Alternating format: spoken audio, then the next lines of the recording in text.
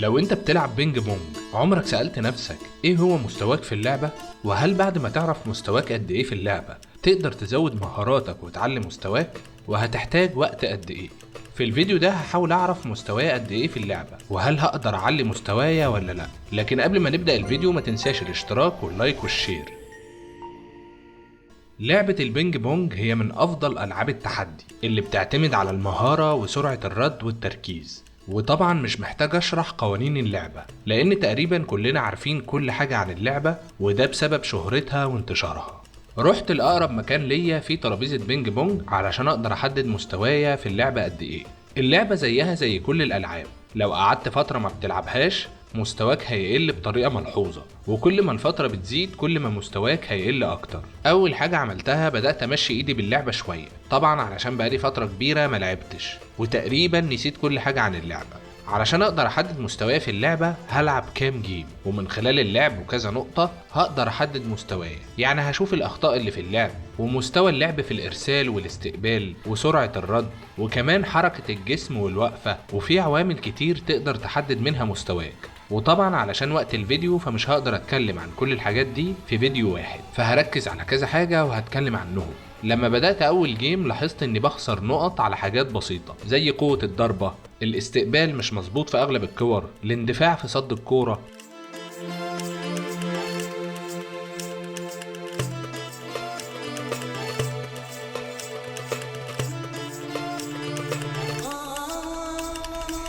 لكن بالنسبة للإرسال لاحظت إن هي طريقة واحدة بس اللي بضرب بيها الكورة في الإرسال. أحيانا كانت بتظبط وتروح سريعة وصعب تتصد، وأحيانا بتبقى عادية ومفيش فيها أي صعوبة.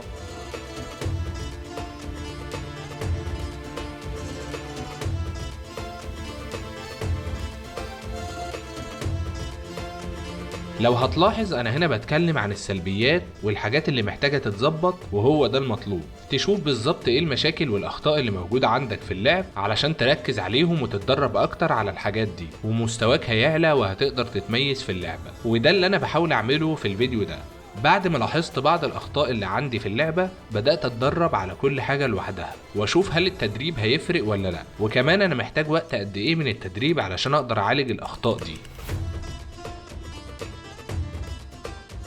أول حاجة لاحظتها غلط هي الاستقبال، فبدأت أتدرب على استقبال الكورة من ناحية الشمال، وكنت بحاول أظبط قوة صد الكورة لأن أي باور زيادة أو أقل من المطلوب بيفرق جدا. والمشكلة الأكبر هي في قوة الكورة اللي جايالك، فلازم تبقى مركز الكورة جايالك قوية ولا ضعيفة علشان تقدر تستقبلها صح وما تخسرش النقطة. وفي حاجة كمان مهمة، وهي المفروض تستقبل الكرة وشكل المضرب ازاي، مايل لتحت ولا معدول ولا مرفوع لفوق ولا ايه بالظبط. والموضوع ده طبعا بيتحدد بناء على طريقة الارسال، وكل طريقة ارسال ليها طريقة استقبال صحيحة ومضمونة. وانا هنا مش بشرح طريقة اللعب بالتفصيل لان الكلام ده ليه ناس متخصصة بتتكلم عنه بطريقة واضحة وبناء على خبرتهم في اللعبة، انما انا هنا بكتشف اللعبة والاول مرة بشوف لعبة البينج بونج بنظرة مختلفة، مش مجرد ترابيزة ومضرب وكورة. لعبة البينج بونج تحدي من نوع مختلف، وعلشان تكسب التحدي ده محتاج تركيز عالي وسرعة رد، وكل ما يبقى عندك مهارات اكتر كل ما هتكسب نقط اكتر وتكسب التحدي.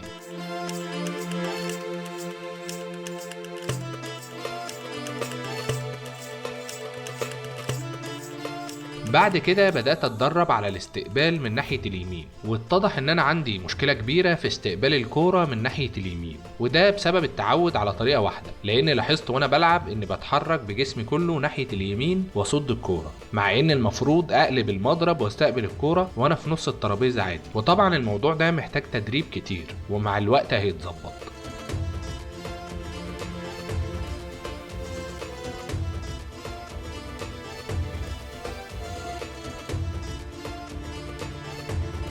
بعد كده بدأت أتدرب على إرسال الكورة، والإرسال ليه طرق كتير بس كنت محتاج أتعلم الطريقة اللي أقدر ألف بيها الكورة، لأن لما بتبعت الكورة بدوران صدها بيبقى صعب، فبيبقى عندك احتمال كبير تكسب النقطة. وإنك تعمل إرسال للكورة مع الدوران موضوع مش صعب بس محتاج تمرين علشان تتعود عليه.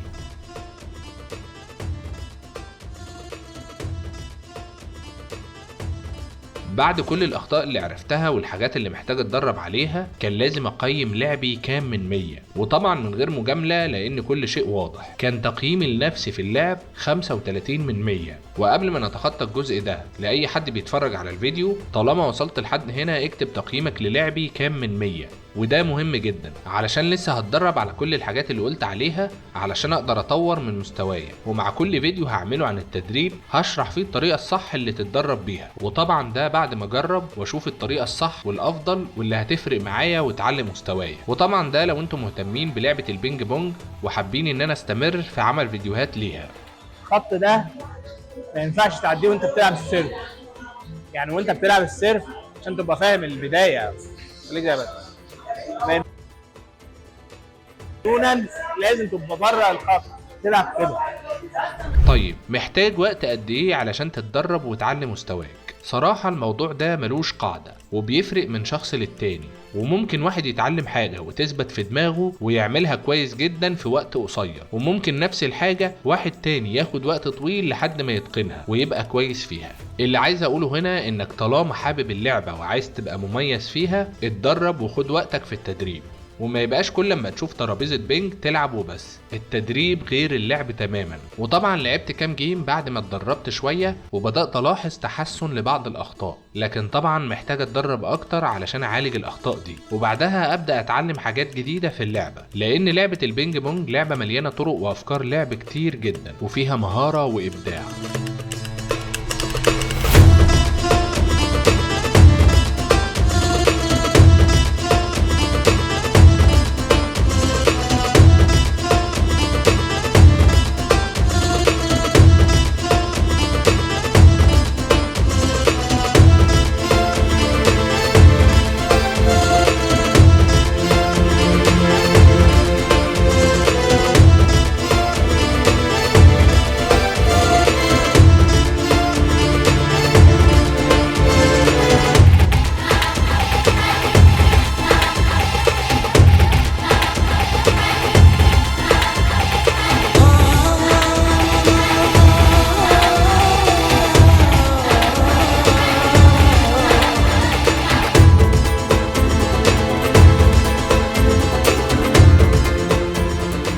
كده نكون وصلنا لنهاية الفيديو، ولو عندك اي افكار لفيديوهات جاية اكتبها في التعليقات، وطبعا ما تنساش تقول رأيك في الفيديو، وما تنساش الاشتراك واللايك والشير. سلام.